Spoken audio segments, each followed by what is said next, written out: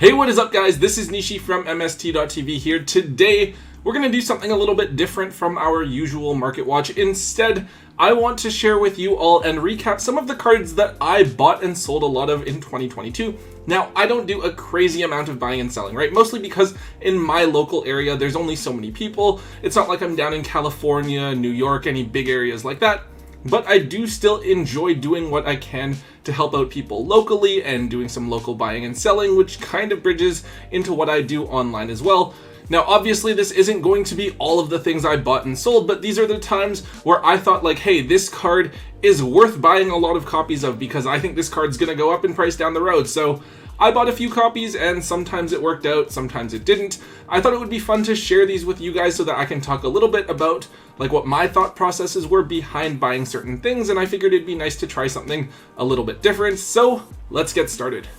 Okay, so the first one I bought a few copies of was Guardian Chimera, and this one I thought was like really obvious. So when Battle of Chaos first came out, this card was relatively undervalued. I think that even at the sneak, this card was like $30, $40, and then it did fall down to around $20. However, Battle of Chaos came out in early February, but the Albaz Strike structure deck didn't actually come out until April 14th, so a full 2 months later. So in this case, it was actually really easy to see why Guardian Chimera had a reason to go up in price in the future, but this also explains why it was so cheap early on, because at the time of Battle of Chaos coming out, no one was really needing Guardian Chimera for the decks that they were playing at that second. So a lot of the rest of the branded Despia deck being in that structure deck, it was clear that some pieces that weren't being reprinted that were needed to play were going to get expensive, which is what we saw with like Aluber and branded opening, and people just tend to like overlook cards from very recent sets that have come out. As we now know, Guardian Chimera was a really important extra deck piece in branded Despia, using branded in red to make Chimera during your opponent's turn, which not only procced multiple effects, but it also allowed you to pop cards and draw cards at the same time. I think that the other thing that made this really clear was how we could see results over in the OCG, and all of their branded Despia decks were playing Guardian Chimera as well, so it was kind of a given that the card would see usage here.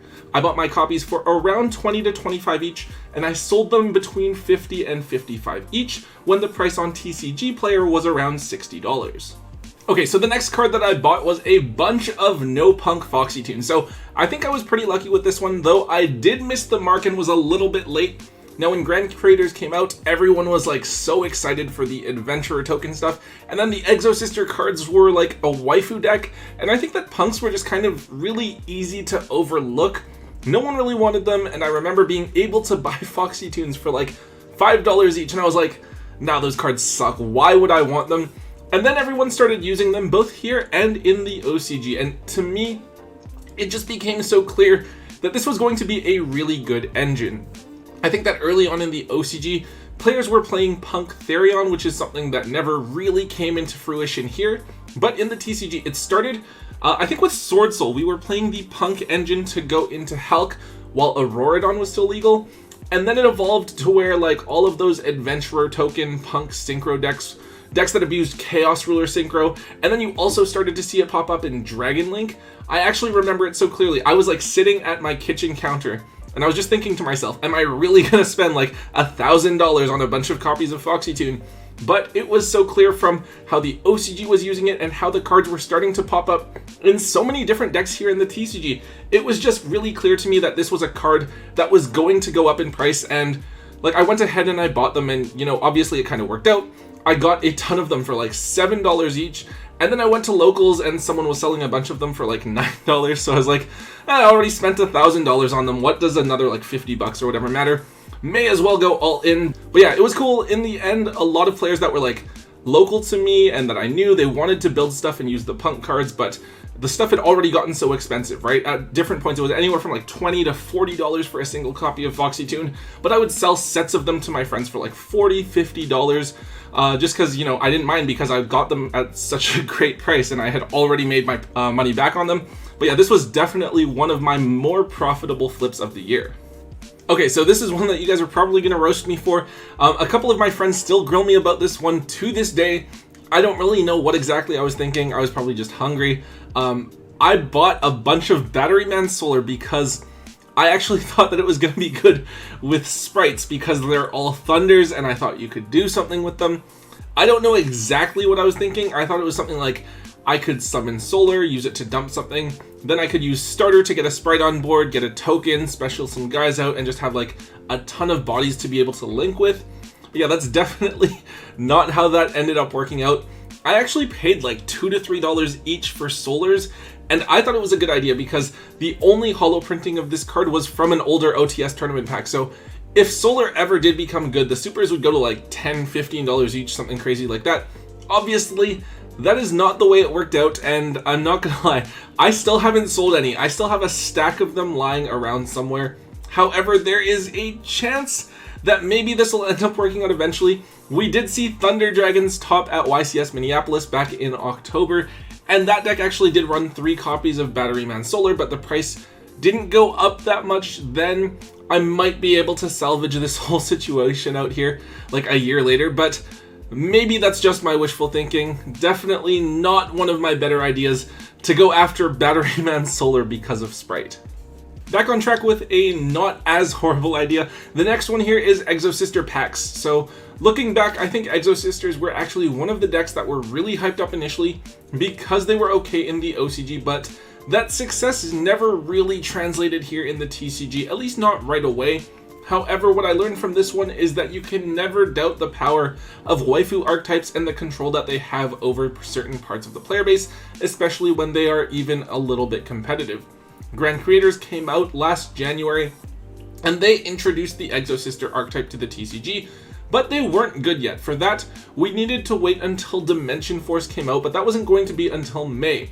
A full 4 months down the road, we had results from the OCG telling us that Exo Sisters were a pretty good deck that could compete with other things in the format, but without Magnifica, Exo Sisters did absolutely nothing between January and May.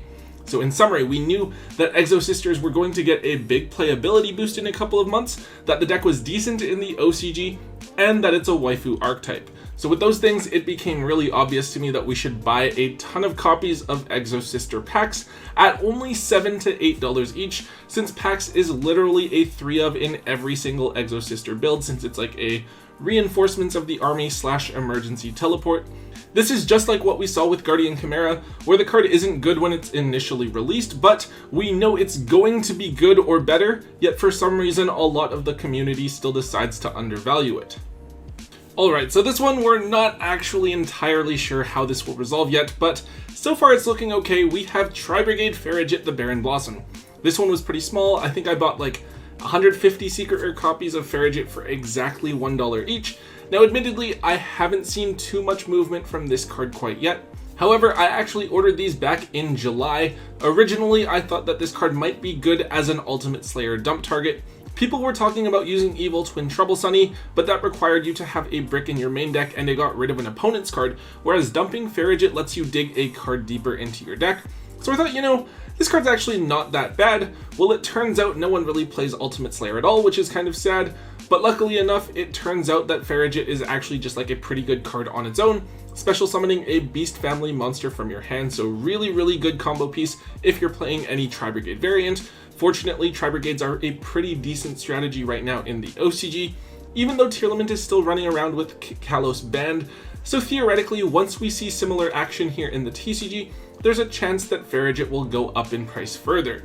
Either way, the card is already at $2 to $3. I think that the lesson here is that you can gravitate more towards and be more aggressive with cards that have the ability to function in multiple ways to give yourself a better chance at the card being more useful in the future and therefore going up in price, right? If I'd invested in Trouble Sunny instead of Farajet, I would be very disappointed right now, as Trouble Sunny's only real application was as a dump target for Ultimate Slayer, and Evil Twins never really managed to pan out as a competitive deck. So even looking back, right, Farajet was always going to be a better investment option than Trouble Sunny.